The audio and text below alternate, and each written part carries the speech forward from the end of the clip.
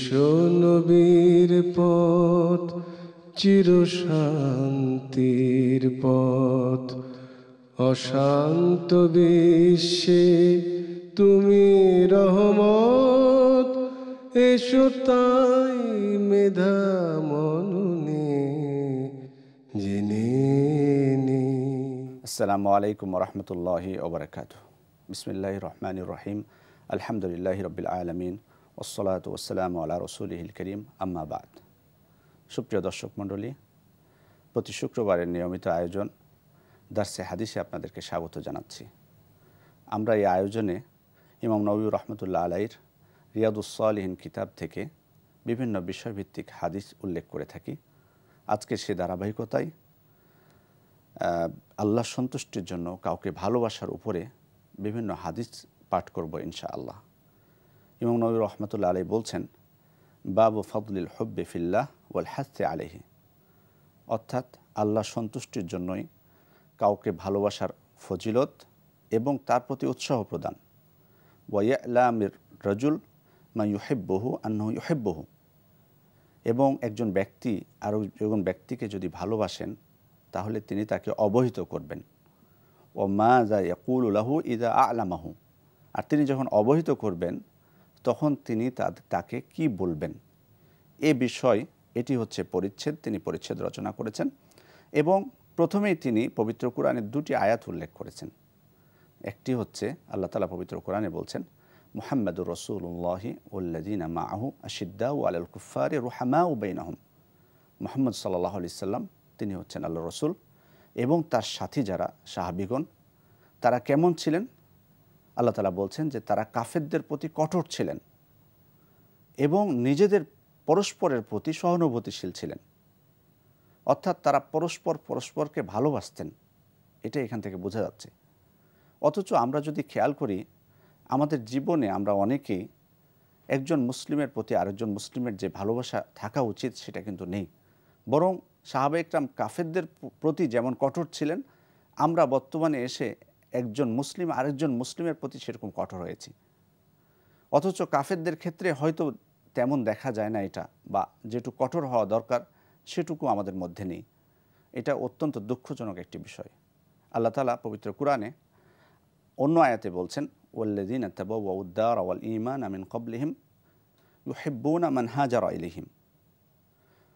মুহাজিরদের কথা আল্লাহ তাআলা বলছেন, আনসারদের কথা আল্লাহ তাআলা বলছেন যে যারা মুহাজিরদের আসার পূর্বে এই মদিনায় বসবাস করেছে এবং ঈমান এনেছে, তারা কি করেছে? তারা মুহাজিরদেরকে ভালোবেসেছে। খেয়াল করুন, আপনারা জানেন যে মক্কা থেকে মুসলমানরা যখন হিজরত করে মদিনায় আসলেন তখন তো তারা নিঃস্ব ছিলেন, কোনো কিছুই তাদের ছিল না।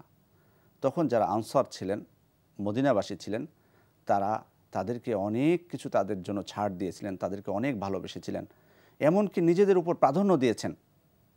ওয়ায়ুসিরুনা আলা আনফুসিহিম ওয়ালাউ কানা বিহিম খাসাসা, তাদের অভাব সত্ত্বেও তারা নিজেদের উপর তাদেরকে প্রাধান্য দিয়েছেন। এ বিষয়ে আমরা একটা প্রসিদ্ধ ঘটনা জানি। একজন আনসার সাহাবী, তার কাছে একজন মেহমান এসেছিলেন এবং তার বাড়িতে তেমন কোনো খাদ্য ছিল না। তাদের জন্য যেটুকু প্রয়োজন রাত্রের খাবার শুধু সেটুকুই ছিল। এরপরও তিনি বাচ্চাদেরকে ঘুম দিয়ে দিয়েছিলেন এবং তারা স্বামী স্ত্রী উভয়ে তারা খাননি, বরং মেহমানকে খেতে দিয়েছিলেন। কিন্তু মেহমানকে তিনি বুঝতে দেননি যে তারা খাচ্ছেন না, না খেয়ে আছেন। এবং তাদের এই কর্মকাণ্ড দেখে আল্লাহ তাআলা খুবই খুশি হয়েছিলেন। সাহাবী যখন আল্লাহ রসুল সাল্লাল্লাহু আলাইহি ওয়াসাল্লামের কাছে ফজরের সময় গেলেন তখন আল্লাহ রসুল তাকে দেখে বলছেন, দহিকাল্লাহুল লাইলা মিন ফাআলিকুমা, আল্লাহ তাআলা তোমাদের কর্মকাণ্ড দেখে হেসেছেন। তারপর তিনি যে আয়াত নাজিল করেছেন তাদের সম্পর্কে সে আয়াতটি শুনিয়ে দিলেন। আর সে আয়াতের মধ্যে আছে, ওয়ায়ুসিরুনা আলা আনফুসিহিম ওয়ালাউ কানা বিহিম খাসাসা, তাদের অভাব সত্ত্বেও তারা নিজেদের উপর অন্যদেরকে প্রাধান্য দেয়। এটি হচ্ছে আনসার সাহাবীদের তাদের ভালোবাসার একটি চিত্র। তো যাই হোক, একজন মুসলিম আরেকজন মুসলিমকে কতটুকু ভালোবাসবেন, কিভাবে ভালোবাসবেন, এটি সাহাবায়ে কেরামের জীবনী থেকে আমরা স্পষ্ট বুঝতে পারি। এই ভালোবাসা ইমাম নবী রহমতুল্লাহ আলাইহি সে বিষয়ে বিভিন্ন হাদিস এখানে উল্লেখ করেছেন। তার মধ্যে একটি হাদিস হচ্ছে যে একজন ব্যক্তি বা একজন মুসলিম যদি আল্লাহ সন্তুষ্টির উদ্দেশ্যে অন্য আরেকজনকে ভালো না বাসেন, তাহলে তার ঈমান পূর্ণ হবে না। তিনি ঈমানের প্রকৃত যে স্বাদ সেটা তিনি পাবেন না। আল্লাহ রাসূল সাল্লাল্লাহু আলাইহি ওয়াসাল্লাম বলছেন, সালাসুন মান কুন্না ফিহি ওয়াজাদা বিহিন্না হালাওয়াতাল ঈমান। 3টি গুণ যার মধ্যে থাকবে তিনি ঈমানের প্রকৃত স্বাদ পাবেন। তার মধ্যে একটি উল্লেখ করেছেন, ওয়া আন ইউহিব্বাল মারআ লা ইউহিব্বুহু ইল্লা লিল্লাহ। একজন ব্যক্তি আরেকজন ব্যক্তিকে ভালোবাসবেন আল্লাহ সন্তুষ্টির উদ্দেশ্যে, শুধুমাত্র আল্লাহকে সন্তুষ্ট করার জন্য তিনি ভালোবাসবেন। তাহলে বোঝা যাচ্ছে যে এই গুণটি কারো মধ্যে যদি না থাকে তাহলে ঈমানের প্রকৃত স্বাদ তিনি পাবেন না। তাহলে স্পষ্ট বোঝা যাচ্ছে যে একজন মুসলিম ব্যক্তি আরেকজন মুসলিম ব্যক্তিকে ভালোবাসতে হবে, এটি এই হাদিসের শিক্ষা। এবং একজন মুসলিম ব্যক্তি যদি আরেকজন মুসলিম ব্যক্তিকে ভালোবাসেন, তার জন্য কিন্তু অনেক পুরস্কার আছে, তার জন্য অনেক পুরস্কার আছে। তার মধ্যে একটি বড় পুরস্কার হচ্ছে যে আমরা যদি আরেকজন মুসলিম ভাইকে ভালোবাসি, এর বিনিময়ে আল্লাহ তাআলা আমাদেরকে ভালোবাসবেন। যেমন ইমাম নববী রাহমাতুল্লাহ আলাইহি তিনি এখানে একটি হাদিস উল্লেখ করেছেন, আবু হুরায়রা রাদিয়াল্লাহু থেকে বর্ণিত, আন্না রাজুলান যারা আখাল্লাহু ফি ক্বরিয়াতিন উখরা। একজন ব্যক্তি তার এক ভাইয়ের সাথে সাক্ষাৎ করার জন্য বের হলো। তো আল্লাহ তাআলা তখন একজন ফেরেশতাকে পাঠিয়ে দিলেন রাস্তায়। তো হাদিসটি অনেক বড়। সেখানে ফেরেশতা এসে ওই ব্যক্তিকে যে কথাটি বলবেন সেটি হচ্ছে, কদ আহাব্বাকা কামা আহবাবতাহু ফি। তুমি যেমন তোমার ওই মুসলিম ব্যক্তিকে আল্লাহ সন্তুষ্টির উদ্দেশ্যে ভালোবাসো, আল্লাহও তোমাকে তেমনই ভালোবাসেন। এটি সহিহ মুসলিমের একটি হাদিস। ইমাম নববী রাহমাতুল্লাহ আলাইহি এখানে আরেকটি হাদিস উল্লেখ করেছেন, যেটি আবু ইদ্রিস আল খাওলানি থেকে বর্ণিত। আবু ইদ্রিস আল খাওলানি রহিমাহুল্লাহ তিনি বলছেন, দাখালতু মসজিদা দিমাশক ফাইদা ফাতান বাররাকুস সানায়া। আমি দিমাশকের মসজিদে প্রবেশ করলাম, তো একজন যুবককে দেখতে পেলাম যে তার সামনের দাঁতগুলি খুবই চকচকে। ওয়াইদান নাসু মাআহু, আর তার চারপাশে অনেক মানুষ। ফাইদা ইখতালাফু ফি শাইইন আসনাদুহু ইলাইহি, তারা যখন কোনো বিষয়ে মতভেদ করছে তখন তার দিকে ফিরে যাচ্ছে, তার দিকে রুজু করছে। ওয়াসাদারু আন রাইহি, এবং তিনি যে মতামত তাদেরকে দিচ্ছেন সেটাই তারা গ্রহণ করে নিচ্ছে। ফাসআলতু আনহু, আমি জিজ্ঞেস করলাম যে আসলে এই যুবক কে, যার কাছ থেকে সবাই জ্ঞান শিখতেছে, কোনো বিষয়ে মতভেদ হচ্ছে তখন তার রায়টাই চূড়ান্ত বলে গণ্য করছে। ফাকিলা হাযা মুআয ইবনে জাবাল, আমাকে বলা হলো যে তিনি হচ্ছেন মুআয ইবনে জাবাল, প্রখ্যাত সাহাবী, যিনি হালাল হারাম বিষয়ে সবথেকে বেশি জ্ঞান রাখতেন সাহাবা ইকরামের মধ্যে। ফালাম্মা কানা মিনাল গাদ হাজ্জারতু ফাওয়াজাদতুহু ক্বাদ সাবাকানি বিত্তাহজির। পরের দিন আমি খুব তাড়াতাড়ি চলে গেলাম সেখানে। তো সেখানে পৌঁছার পর দেখি যে তিনি আমার আগেই সেখানে পৌঁছে গেছেন। ওয়াজাদতুহু ইউসাল্লি, তারপর আমি দেখলাম যে তিনি সালাত আদায় করছেন। ফান্তাযারতুহু হাত্তা ক্বাদা সালাতাহু, তারপর তিনি যখন সালাত শেষ করলেন আমি অপেক্ষা করছিলাম। সুম্মা জিতুহু মিন কিবালি ওয়াজহি ফাসাল্লামতু আলাইহি, তারপর আমি তার সামনের দিক থেকে আসলাম এবং তাকে সালাম দিলাম। সুম্মা কুলতু ওয়াল্লাহি ইন্নী লা উহিব্বুকা লিল্লাহ, আমি তাকে বললাম আল্লাহর কসম করে বলছি আমি আপনাকে আল্লাহর জন্যই ভালোবাসি। তখন মুআয ইবনে জাবাল বলছেন, আল্লাহর কসম করে তুমি এটা বলছো? ফাকুলতু আল্লাহ, আমি বললাম জি, আমি আল্লাহর কসম করেই বলছি যে আমি আপনাকে ভালোবাসি। আবার মুআয ইবনে জাবাল বলছেন, আল্লাহ, অর্থাৎ আল্লাহর কসম করে বলছো যে তুমি আমাকে ভালোবাসো? ফাকুলতু আল্লাহ, আমি বললাম জি, আমি আল্লাহর কসম করে বলছি যে আমি আপনাকে আল্লাহর জন্যই ভালোবাসি। ফাআখাযানি বিহাবওয়াতি রিদাই ফাজাবাযানি ইলাইহি, তারপর তিনি আমার চাদরের আঁচল ধরে তার দিকে টেনে নিলেন। তারপর তিনি আমাকে বলছেন, আবশির, তুমি সুসংবাদ গ্রহণ করো। ফাইন্নী সামিআতু রাসূলুল্লাহ সাল্লাল্লাহু আলাইহি ওয়াসাল্লাম ইয়াকুল, কারণ আমি আল্লাহ রাসূল সাল্লাল্লাহু আলাইহি ওয়াসাল্লামকে বলতে শুনেছি, তিনি বলেছেন, ক্বাল আল্লাহ তাআলা বলেছেন, এটি হচ্ছে হাদিসে কুদসি বলা হয় এটিকে। আল্লাহ তাআলা বলেছেন, ওয়াজাবাত মাহাব্বাতি লিল মুতাহাব্বিনা ফিয়া ওয়াল মুতাজালিসিনা ফিয়া ওয়াল মুতাজাওয়িরিনা ফিয়া ওয়াল মুতাবাযিলিনা ফিয়া, অর্থাৎ যারা আমারকে সন্তুষ্ট করার জন্য পরস্পরকে ভালোবাসবে, পরস্পরের সাথে বসবে, একজন আরেকজনের সাথে সাক্ষাৎ করবে, একজন আরেকজনের জন্য ব্যয় করবে, তাদের জন্য আমার ভালোবাসা অবধারিত হয়ে যায়। আল্লাহ তাআলা বলেছেন যে তাদের জন্য তার ভালোবাসা অবধারিত হয়ে যায়। অর্থাৎ একজন মুসলিম যখন আরেকজন মুসলিমকে ভালোবাসবেন শুধুমাত্র আল্লাহর সন্তুষ্টির উদ্দেশ্যে, তখন তার জন্য আল্লাহ তাআলার ভালোবাসা ওয়াজিব হয়ে যাবে, অবধারিত হয়ে যাবে, এবং এটি আল্লাহ তাআলার পক্ষ থেকে রহমত একজন বান্দার জন্য। তাহলে বোঝা যাচ্ছে যে একজন মুসলিম যদি আরেকজন মুসলিমকে আল্লাহ সন্তুষ্টির উদ্দেশ্যে ভালোবাসেন, তাহলে তার সবথেকে বড় পুরস্কার হচ্ছে আল্লাহ তাআলা তাকে ভালোবাসবেন, এবং এর প্রতিফল তিনি পাবেন কিয়ামতের দিন। আমরা একটি প্রসিদ্ধ হাদিস জানি, আল্লাহ রাসূল সাল্লাল্লাহু আলাইহি ওয়াসাল্লাম বলছেন, যে হাদিসটি ইমাম নববী রাহমাতুল্লাহ আলাইহি এখানে উল্লেখ করেছেন, আবু হুরায়রা রাদিয়াল্লাহু আনহু থেকে বর্ণিত, রাসূল সাল্লাল্লাহু আলাইহি ওয়াসাল্লাম বলেছেন, সাবআতুন ইউযিল্লুহুমুল্লাহু ফি যিল্লিহি ইয়াওমা লা যিল্লা ইল্লা যিল্লুহ। আল্লাহ তাআলা কিয়ামতের দিন 7 প্রকার ব্যক্তিকে তার বিশেষ ছায়ায় বা তার আরশের ছায়ায় আশ্রয় দিবেন।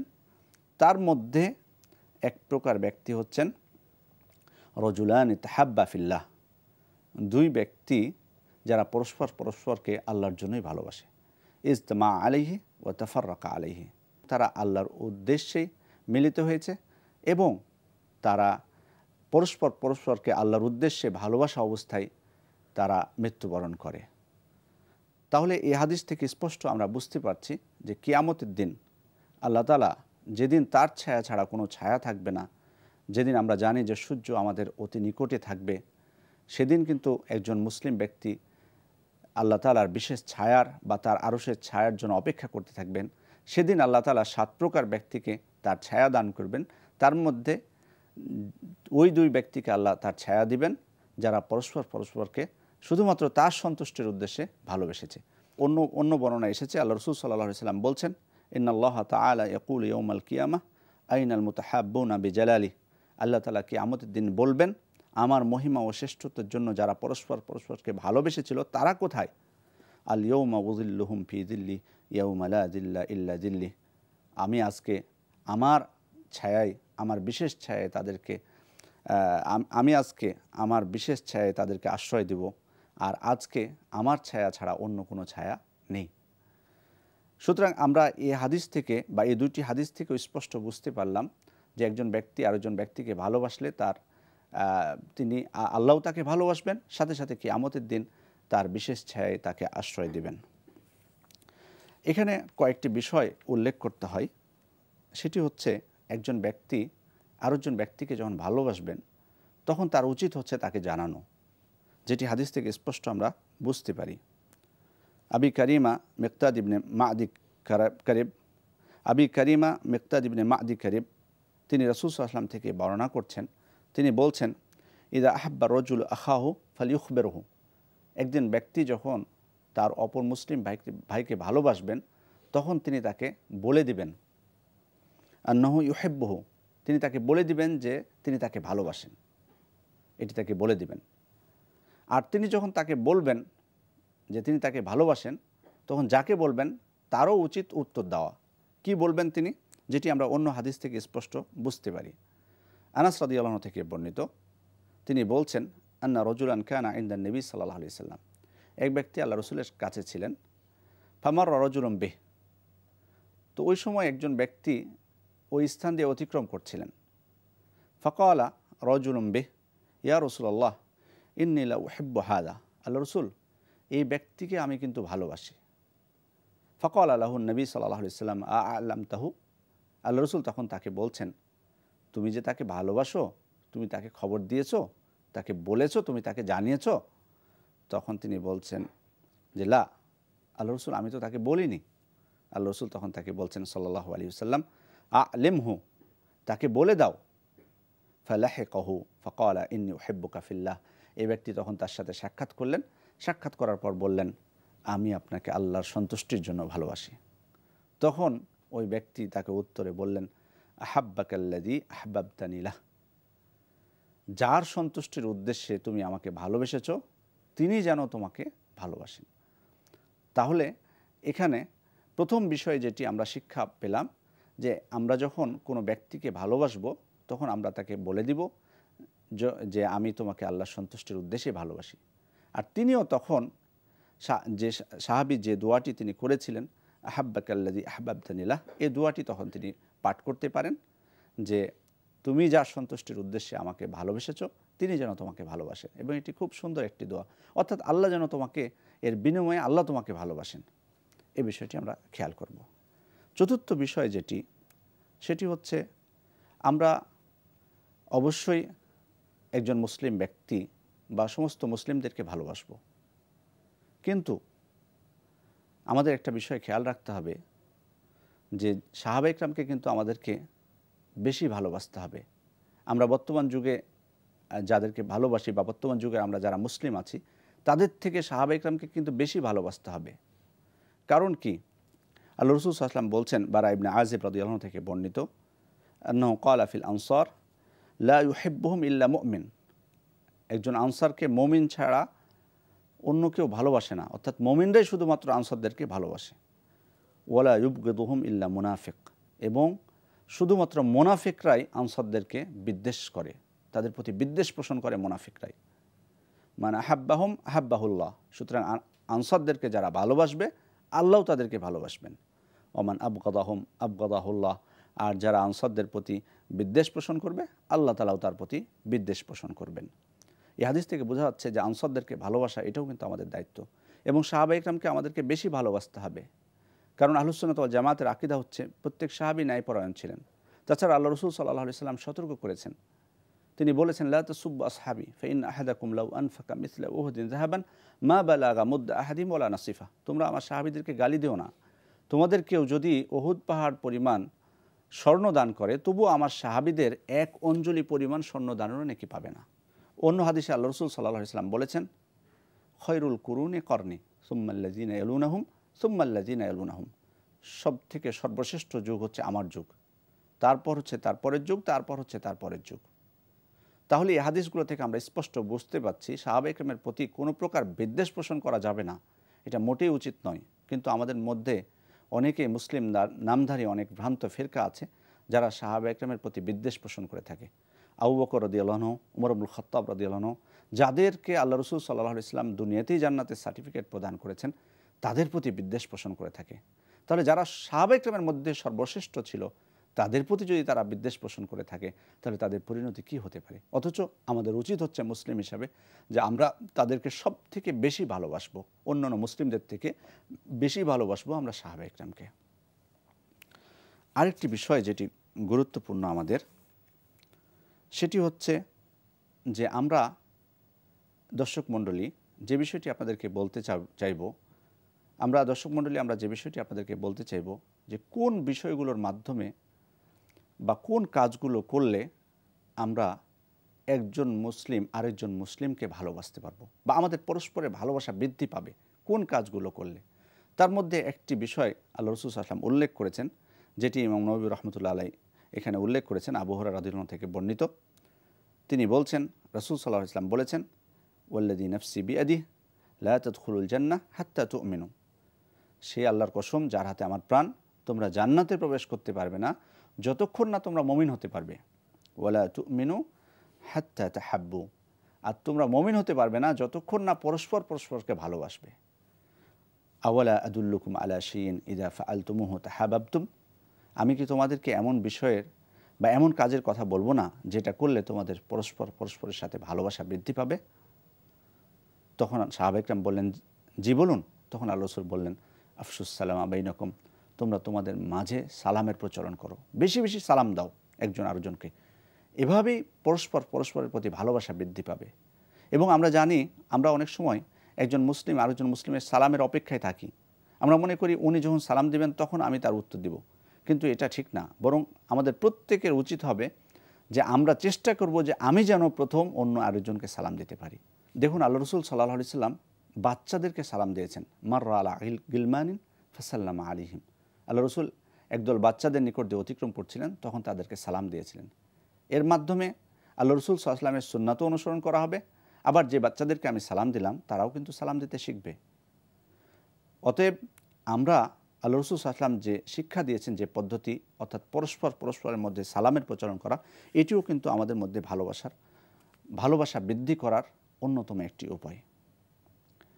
আমরা যদি আরও কয়েকটা বিষয় খেয়াল করি, যে আমাদের একজন মুসলিম আরেকজন মুসলিমের মধ্যে ভালোবাসা তখনই বৃদ্ধি পাবে যখন আমরা তার প্রয়োজন পূর্ণ করব।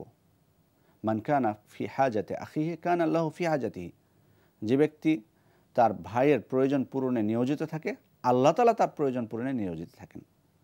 তাহলে এখানে আমি যদি আমার ভাইয়ের প্রয়োজন পূর্ণ করি তাহলে তার সাথে যেমন আমার ভালোবাসা বৃদ্ধি পাবে, তেমনইভাবে আল্লাহ তাআলার ভালোবাসা এবং তার সহযোগিতাও কিন্তু আমি পাবো। মান নাফাসা আন মুমিনিন কুরবাতাম মিন কুরাবিদ দুনিয়া নাফাসাল্লাহু আনহু কুরবাতাম মিন কুরাবি ইয়াউমিল কিয়ামাহ। যে ব্যক্তি তার অপর মুসলিম ভাইয়ের দুনিয়ার কোনো বিপদ দূর করবে, আল্লাহ তাআলা কিয়ামতের দিন তার বিপদ দূর করে দিবেন। এভাবেই কিন্তু পরস্পরের ভালোবাসা বৃদ্ধি পাবে। আমরা এই হাদিসগুলো থেকে স্পষ্ট বুঝতে পারি যে একজন মুসলিম ব্যক্তি অপর মুসলিম ব্যক্তির যখন প্রয়োজন পূর্ণ করবেন বা তার বিপদ দূর করবেন, তখন আল্লাহ তাআলাও তাকে সহযোগিতা করবেন বা আমাদেরকে সহযোগিতা করবেন এবং আমাদের মধ্যে পরস্পর ভালোবাসা বৃদ্ধি পাবে। আমরা যদি যাকাতের বিধানের দিকে খেয়াল করি, যখন ধনী ব্যক্তিগণ তারা গরিবদেরকে যাকাত দিবেন, তখন কিন্তু গরিবরা খুবই খুশি হয়। আর এর মাধ্যমে কিন্তু গরিবরা তখন যারা বিত্তশালী ধনী তাদের প্রতি কিন্তু খুশি হয়, তাদের প্রতি শুকরিয়া জানায়, তাদের প্রতি সহযোগিতা করার জন্য এগিয়ে আসে। এভাবেই কিন্তু পরস্পরের প্রতি ভালোবাসা বৃদ্ধি পায়। যদি কোনো ব্যক্তি অসুস্থ হয়, তখন যদি আমরা দেখতে যাই এবং তাকে সান্ত্বনা দিই, তাহলে কিন্তু তিনি তখন অনেক খুশি হন। যদি আমরা তাকে ভালো কিছু বলি, তাকে ভালো পরামর্শ দিই, নসিহত করি, ভালো কোনো কাজের কথা বলি, তাহলে কিন্তু তিনি উপকৃত হন। কোনো ব্যক্তি ধরুন একটা খারাপ কাজ করছেন, আমি যদি মুসলিম ভাই হিসেবে তাকে নসিহত করি, যদি বলি যে ভাই এ কাজটি করা ঠিক নয়, অথবা তুমি এ কাজটি করো, সালাতের আজান হয়েছে, তুমি এখানে কেন বসে আছো, তুমি যাও মসজিদে, চলো একসাথে আমরা যাই সালাত আদায় করি।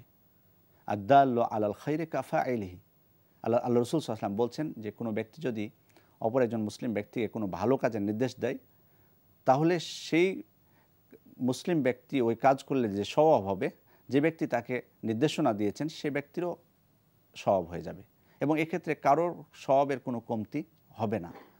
অতএব আমি মুসলিম ভাইদেরকে অনুরোধ করব, আসুন আমরা পরস্পরের প্রতি যে ভালোবাসা সেটা বৃদ্ধি করি।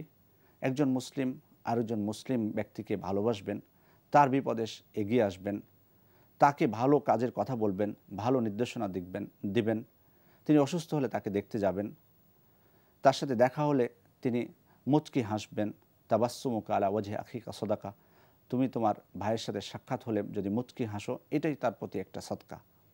এই বিষয়গুলো আমরা অনুসরণ করার চেষ্টা করি, তাহলে আমাদের মধ্যে ভালোবাসা বৃদ্ধি পাবে এবং সত্যিকার অর্থে আমরা যদি একজন মুসলিম আরেকজন মুসলিমকে আল্লাহ সন্তুষ্টির উদ্দেশ্যে ভালোবাসি, তাহলে আমরা দুনিয়াতে যেমন আমাদের ভালোবাসা বৃদ্ধি পাবে, আমরা শান্তিতে পরস্পরে বসবাস করতে পারবো, তেমনইভাবে আল্লাহ তাআলাও আমাদেরকে ভালোবাসবেন, তিনিও আমাদেরকে সহযোগিতা করবেন এবং কিয়ামতের দিন আমরা তার বিশেষ ছায়ায় আশ্রয় পাব এবং তিনি আমাদেরকে ইনশাআল্লাহ জান্নাত প্রদান করবেন এবং আমরা জান্নাতে একত্রিত হতে পারবো ইনশাআল্লাহ। আল্লাহ তাআলা আমাদেরকে সেই তৌফিক দান করুন, আল্লাহুম্মা আমিন। আজকের অনুষ্ঠানে এই উদাত্ত আহ্বান জানিয়ে আজকের এই আলোচনা এখানে শেষ করছি।